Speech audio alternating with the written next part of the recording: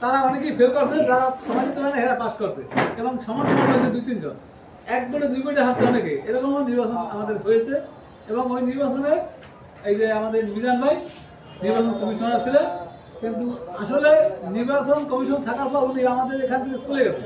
চলে ঢাকা ডিভিশনে ঢাকা প্রেস ক্লাবের দপ্তর সম্পাদক ছিল, দপ্তর সম্পাদক। তবে আমাদের সাথে যোগাযোগ রাখতো, অফিসে আসতো, কোথাও খবরটাও রাখতো। তবে উনি আমাদের সংগঠনে প্রথম ছিল, পরে উনি আর ছিলেন না। না থাকার পর কিন্তু আমরা মানবিক কারণ, যেহেতু আমাদের প্রতিষ্ঠা দ্বন্দ্বে আমাদের নির্বাচন কমিশন ছিল, এই কারণে আমরা ওনার জন্য একটু দোয়া করার জন্য উৎসাহ নিয়েছি। গত মিটিংয়ে আমরা তাদের আলোচনা করছি, আমাদের মহাসচিব সাহেব বলছেন না, তাদের ব্যাপক আকারে আপনারা একটু আসতে সবাই আসবেন, এলাকা বাকি লোকগুলো আসবেন, আমরা সবাই একটু হেল্প করবো যাতে ভালো হয়। এই সুবাদে আজকে আমরা তারিখ নির্ধারণ করেছিলাম।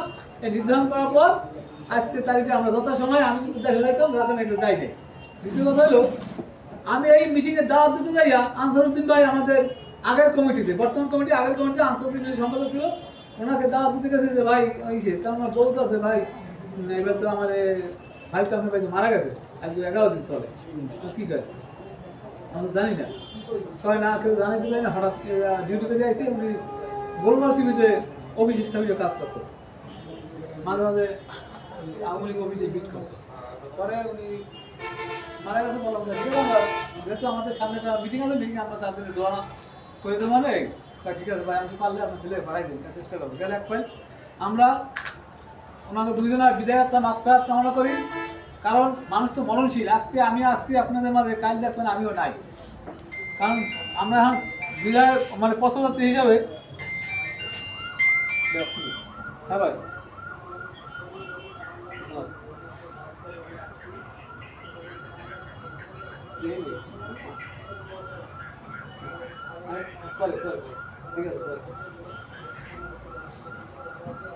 এখন আমি যখন প্রেস ক্লাব গঠন করেছিলাম, তখন ভালো একটা উৎসাহ ছিল আমার মনের মধ্যে, যদি সবাই উৎসাহ করে তাহলে আমার প্রেস ক্লাবের নামে আমরা অনেক কিছুই করতে পারবো।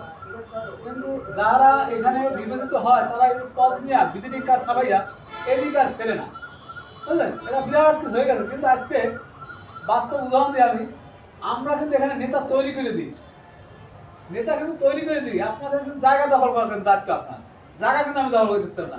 আজকে মনে আমি যখন সাংবাদিক এখন বানাই যে সাংবাদিক পরিষদে আমি অমুক করতে সাংবাদিক, ওইখানে একটা মসজিদ কমিটি করলে ওনাকে পদ হিসাবে একটা পদ দেয়, তাহলে নেতা আমি তৈরি করবো না?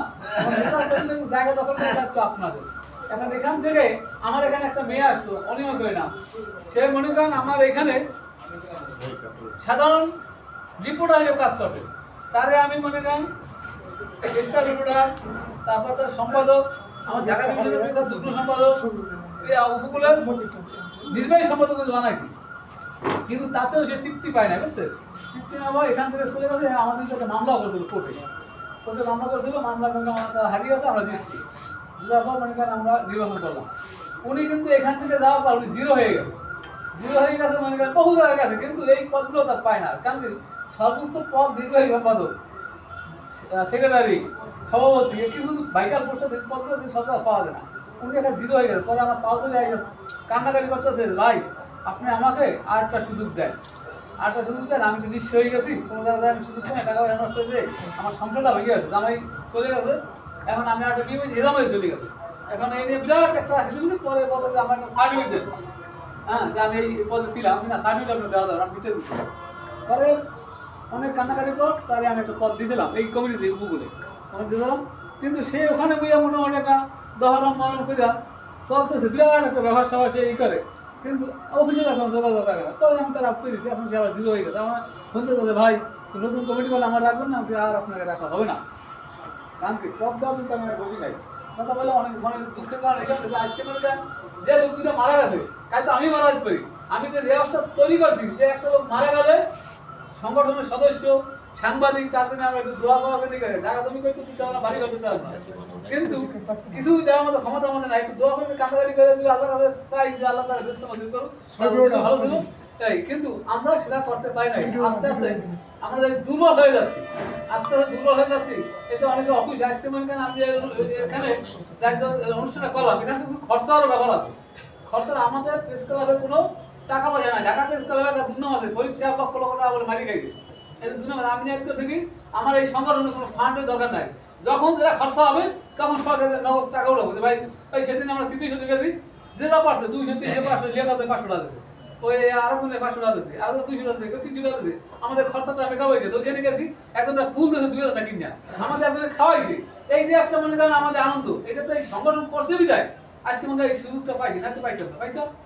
এবং আমরা আনন্দ করছি কথা চলে আসতাম। এখন আজকে মনে করেন আমি যে রাস্তা তৈরি করছি, একটা লোক মারা গেলে, ওই সদস্যের মা মারা গেলে, বাবা মারা গেলে, বউ মারা গেলে, উনি মারা গেলে, 4জন 5 লোকের আমরা দোয়া অনুষ্ঠান করি এবং বিগত দিন করতে দেখে আসছি। এই ব্যবস্থা আমি চালু করে এখনো রাখার চেষ্টা করতেছি। কিন্তু আপনারা তো আমাকে সাহায্য না করেন, যদি টাকা দেবেন না, যদি একটু উপস্থিত না হয়, যদি দোয়া না করেন, যদি ফোন দিয়ে না করেন, তাহলে একটা লোক তো একা পক্ষে এগুলো সম্ভব না। সম্ভব আজকে মানে আমরা নির্বাচন মানে আমাদের 2 মাসে নির্বাচন আমার সামনে গেছে, 6 মাস আমরা রাষ্ট্রীয় বিভিন্ন উদ্যোগ থেকে এই পর্যন্ত নির্বাচন আমাদের করতে হবে। নির্বাচন যদি কেউ না করে, আমি তো একা সভাপতি, যাতে এই সংগঠন আমি করি, আমি একাই চালাই যাবো, এতে কোনো সমস্যা নাই। কিন্তু সংগঠন থাকবে, সংগঠন থাকবে, সংগঠন থাকবে না। যেহেতু জাতীয় আমরা রানা প্লাজে আমরা যারা আহত হয়েছে, নিহত হয়েছে, তাদেরকে আমরা সাহায্য করছি, একটা কোম্পানি আমাদের সাহায্য করছে।